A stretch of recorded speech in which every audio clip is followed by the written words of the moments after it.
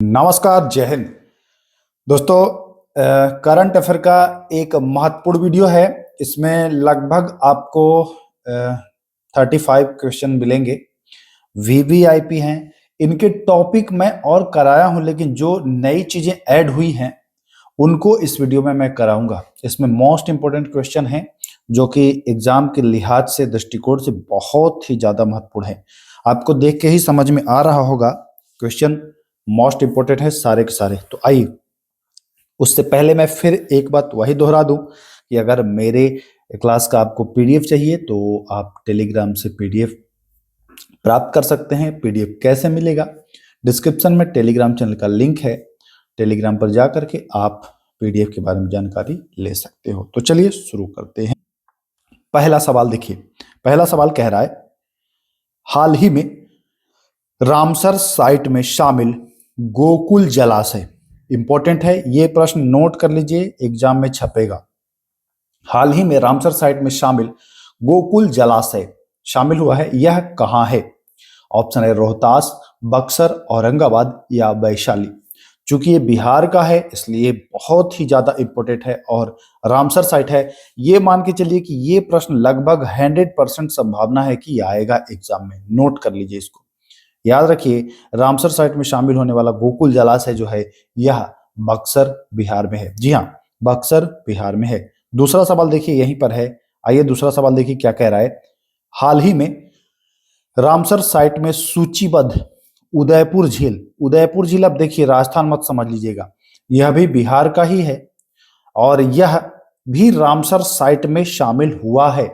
बिहार के कहां में है यह इंपॉर्टेंट है, तो नोट कर लीजिए, बिहार के पश्चिमी चंपारण, जी हां, वेस्ट चंपारण में यह उदयपुर झील है। तो ये भी प्रश्न, ये दोनों के दोनों सवाल जो हैं अपने आप में समझिए कि ये चीज है अपने आप में एकदम, क्या बताएं, 100% संभावना है भाई इसको, ये दोनों का की आ सकता है, क्योंकि बिहार से है और रामसर साइड का है तो पश्चिम चंपारण, ये भी याद रखिएगा, दोनों इंपॉर्टेंट। चलिए तीसरा सवाल देखिए, चूंकि रामसर साइट में अब तक कुल संख्या था 91, लेकिन ये दो, एक उदयपुर और एक ये बक्सर वाला गोकुल जलाशय, ये दोनों ऐड हो गया तो 91 और +2 कितना हो गया? 93 हो गया। तो ये तीनों प्रश्न ध्यान रखिएगा। चलिए चौथा सवाल, 17वां ब्रिक्स शिखर सम्मेलन 2025, जी हाँ, 17वां ब्रिक्स शिखर सम्मेलन 2025 आयोजित होगा। कहां में आयोजित होगा? यह हो भी गया है, अब तो हो भी गया है। यह कहां में आयोजित हुआ? तो ब्राजील के शहर रियो डी जेनेरियो में, ठीक ना? तो ध्यान रखिएगा, ऑप्शन नंबर बी बिल्कुल सही है। आइए, विश्व पोलियो दिवस कब मनाया जाता है? विश्व पोलियो दिवस पूछ रहा है, कब मनाया जाता है? इंपॉर्टेंट सवाल है। दिवस से संबंधित जो प्रश्न होते हैं वो आते हैं, ये प्रश्न मैं पहले नहीं कराया था तो ध्यान दीजिएगा। पोलियो दिवस जो मनाया जाता है यह 24 अक्टूबर को मनाया जाता है। कब मनाया जाता है? 24 अक्टूबर को यह विश्व पोलियो दिवस मनाया जाता है। तो विकल्प बी यहां पर सही हो जाएगा, 24 अक्टूबर। आइए छठवां सवाल, 14 अप्रैल को डॉक्टर भीमराव अंबेडकर जयंती पर क्या मनाया जाता है? 14 अप्रैल को कौन सा दिवस मनाया जाता है जो भीमराव अंबेडकर की जयंती है उस दिन? वह मनाया जाता है विश्व समानता दिवस। कौन सा दिवस? विश्व समानता दिवस मनाया जाता है भीमराव अंबेडकर की जन्म तिथि या जन्म दिवस पर। इंपॉर्टेंट सवाल है, ध्यान रखेंगे। चलिए सातवां प्रश्न देखिए, 15 नवंबर को मनाया जाने वाला जनजातीय गौरव दिवस किससे संबंधित है? यह प्रश्न मैं कराया हूं। अब पूछेगा 15 नवंबर को मनाया जाता है तो बताएंगे जनजातीय गौरव दिवस, लेकिन किससे संबंधित है ये जनजातीय गौरव दिवस? तो आपको पता होगा 15 नवंबर को, 15 नवंबर का दिन किसके लिए इंपॉर्टेंट है? तो यह मुंडा जी, बिरसा मुंडा, यहाँ बिरसा मुंडा के लिए महत्वपूर्ण है ये 15 नवंबर का दिन। और 15 नवंबर को ही बिहार से झारखंड सन 2000 में अलग भी हुआ था।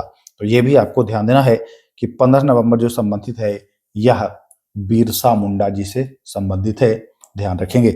चलिए आठवां सवाल देखिए क्या कह रहा है, मैत्री दिवस, जी हां, 6 दिसंबर को, कितने तारीख को?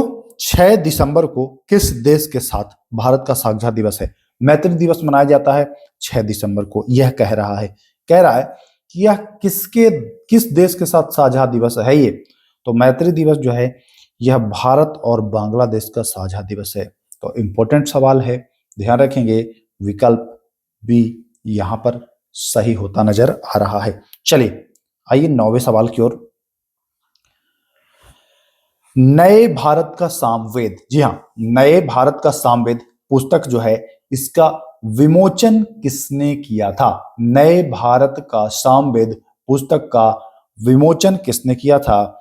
4 ऑप्शन है, द्रौपदी मुर्मू, नरेंद्र मोदी, रामनाथ कोविंद और अमित शाह। तो ध्यान रखिएगा, नए भारत का सामदेव जो है वह रामनाथ कोविंद। याद रखिएगा, सामदेव और यहां रामनाथ ऐसे रिलेट करके आप याद कर सकते हो। आइए, एशिया कप 2025, जी हाँ, एशिया कप 2025 जो क्रिकेट में हुआ है उसका विजेता, तो आप जानते हैं कि भारत जीता है किसको? पाकिस्तान को रौंदा और जीत गया है। तो ये जानते हैं, विकल्प सी बिल्कुल सही होने वाला है। चलिए आइए, आईसीसी महिला T20 2025 क्रिकेट का विजेता, जी हां, अभी हाल ही में हुआ है। आईसीसी महिला T20 कप जो हुआ है इसका विजेता जो है वो भारत है। और ये हराया किसे? तो ये ऑस्ट्रेलिया की जो, अच्छा महिला की कह रहा है ना, आईसीसी महिला की कह रहा है, हाँ तो सही तो है, भारत जीता ऑस्ट्रेलिया को हरा करके। तो क्लियर है, यहां तक कोई दिक्कत नहीं है। पुरुष हॉकी एशिया कप 2025 का आयोजन कहां में हुआ था? तो ये राजगीर में हुआ। पुरुष हॉकी एशिया कप जो है इसका आयोजन राजगीर ही में हुआ है, ध्यान रखेंगे। इसमें यह भी जान लीजिए कि यह भारत ने दक्षिण कोरिया को हरा करके और फाइनल का खिताब जीता है। तो ये पॉइंट भी आपको इसमें याद रखना होगा, भारत जीता है दक्षिण कोरिया को हरा करके। आइए देखिए, आ ही गया प्रश्न, पुरुष हॉकी एशिया कप 2025 का उप विजेता कौन है? तो उप विजेता मतलब कि जो रनर हुआ, जो हारा था, हारने वाला दक्षिणी कोरिया था और जीतने वाला कौन था? तो जीतने वाला अपना भारत था, है ना, अपना भारत था जीतने वाला। हारने वाला कौन था? तो हारने वाला जो था वह था दक्षिणी कोरिया।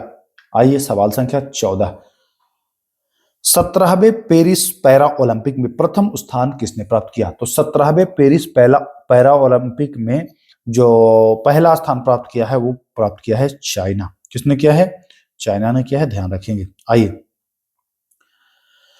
सुरु समर फेस्टिवल 2025 का आयोजन हुआ। सुरु समर फेस्टिवल 2025 का आयोजन कहां में हुआ?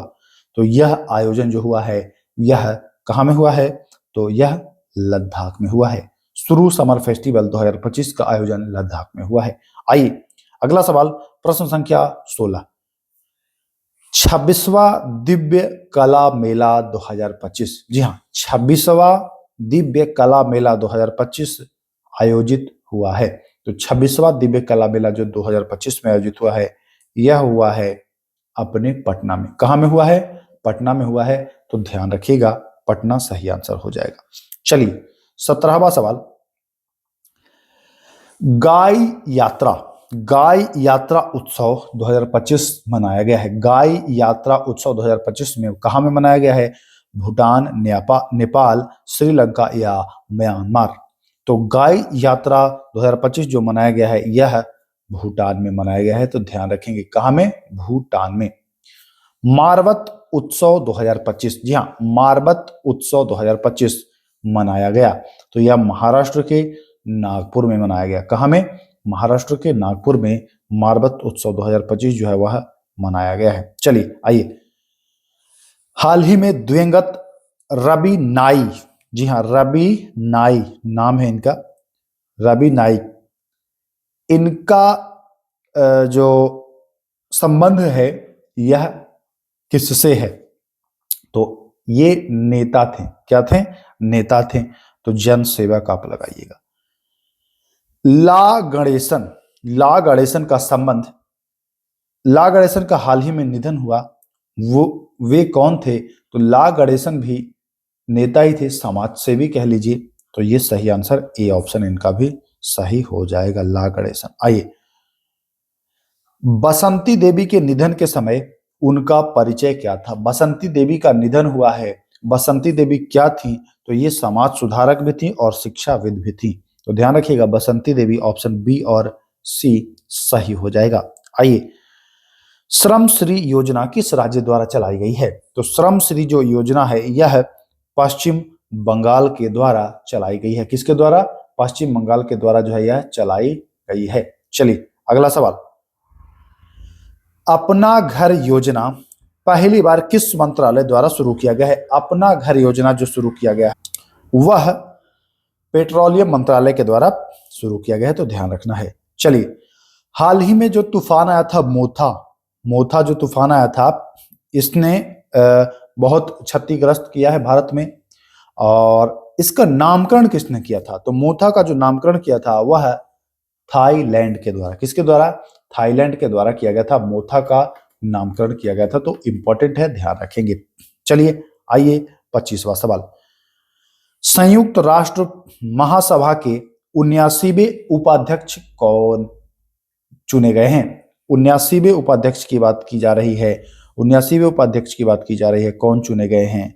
तो जो सही आंसर है वह चुने गए हैं फिलेमोन यंग। जी हाँ, संयुक्त राष्ट्र के 79वें जो अध्यक्ष हैं ये फिलेमोन यंग चुने गए। अच्छा ध्यान दीजिएगा, अध्यक्ष है, उपाध्यक्ष नहीं है, ये ध्यान दीजिएगा, कंफ्यूज मत होइएगा। तो फिलेमोन यंग जो है वो चुने गए हैं, ध्यान रखेंगे। चलिए, यूनिसेफ की प्रमुख कौन है? यूनिसेफ के प्रमुख कौन है? तो कैथरीन रसेल, जानते ही होंगे, यूनिसेफ के प्रमुख जो है वो कैथरीन रसेल हैं, इंपॉर्टेंट, ध्यान रखेंगे। आइए अगला सवाल, जेनिफर साइमन किस पद के लिए जानी जाती हैं? जेनिफर साइमन का संबंध है, यह पहली महिला राष्ट्रपति हैं, नोट कर लीजिएगा, पहली महिला राष्ट्रपति हैं जेनिफर साइमन, और कहाँ की हैं? तो यह हैं सूरीनाम की पहली महिला राष्ट्रपति। देश की पहली ट्रांसजेंडर दरोगा, जी हाँ, देश की पहली ट्रांसजेंडर दरोगा कौन बने हैं? तो माधवी मनु कश्यप। जी हाँ, माधवी मनु कश्यप देश की पहली ट्रांसजेंडर दरोगा, और यह बिहार पुलिस 1275 में इनका सिलेक्शन हुआ था। जो पिछली बार वैकेंसी आई थी उसमें इनका सिलेक्शन हुआ। चलिए चलते हैं अगले सवाल की ओर, जनजातीय गौरव दिवस किस तिथि को मनाया जाता है? जनजातीय गौरव दिवस किस तिथि को मनाया जाता है? ऑप्शन है 5 सितंबर, 10 अगस्त, 15 नवंबर। तो अभी आपको बता दिया गया है, जनजातीय गौरव दिवस 15 नवंबर को मनाया जाता है। किसके जन्म पर? तो ये भी आपको मैं बता चुका हूं। चलिए, बिरसा मुंडा, है ना, ये मैं आपको करा चुका हूं, इसमें नया कुछ नहीं है। आइए, ये मैत्री दिवस भी आपको बता दिया गया है, 6 दिसंबर को भारत और बांग्लादेश के बीच, तो ये भी इंपॉर्टेंट, नोट कर लीजिएगा। पुरुष हॉकी एशिया कप का विजेता कौन रहा? विजेता भारत रहा, हराया दक्षिणी कोरिया को, है ना, और हुआ कहां में? तो राजगीर में, तो ये भी आपको ध्यान देना है। चलिए, पुरुष हॉकी एशिया कप 2025 का आयोजन, तो ये बिहार, जान ही रहे हैं, इजी है, ये कोई दिक्कत नहीं है। एशिया कप 2025 का विजेता, एशिया कप 2025 का विजेता कौन है? भारत है, पाकिस्तान है, श्रीलंका है, अफगानिस्तान है? तो ये प्रश्न भी दोबारा रिपीट हो गया। एशिया कप का विजेता जो है वो भारत है, और पाकिस्तान को हराया था फाइनल मैच में। तो चलिए, 34 प्रश्न थे, 12 से 13 मिनट का समय लिया गया है। इसमें लगभग 2-4 प्रश्न तो रिपीट हो गए, मान के चलिए 30 ही प्रश्न थे। तो ये 30 के 30 आप रट लीजिए, चाहे याद कर लीजिए, चाहे नोट कर लीजिए, चाहे पीडीएफ से रिवीजन कर लीजिए, कर जरूर लीजिए, क्योंकि सवाल इस वीडियो से भी आना है ना। तो जितने भी इंपॉर्टेंट टॉपिक कराए जा रहे हैं महत्वपूर्ण बिहार दरोगा के लिए, सबको कर लीजिए। इस बार बहाना नहीं चलना चाहिए कि हम ये नहीं पढ़े, वो नहीं पढ़े, दिया सब कुछ जा रहा है आपको। बहुत मतलब अगर ईमानदारी पूर्वक आप पढ़ोगे तो निश्चित ही आपका रिजल्ट हो जाएगा, लेकिन अगर वही बेईमानी रहेगा, बस टाइम पास टाइप के, तो फिर कोई कुछ नहीं कर सकता है। तो चलिए मिलते हैं फिर, नमस्कार, जय हिंद।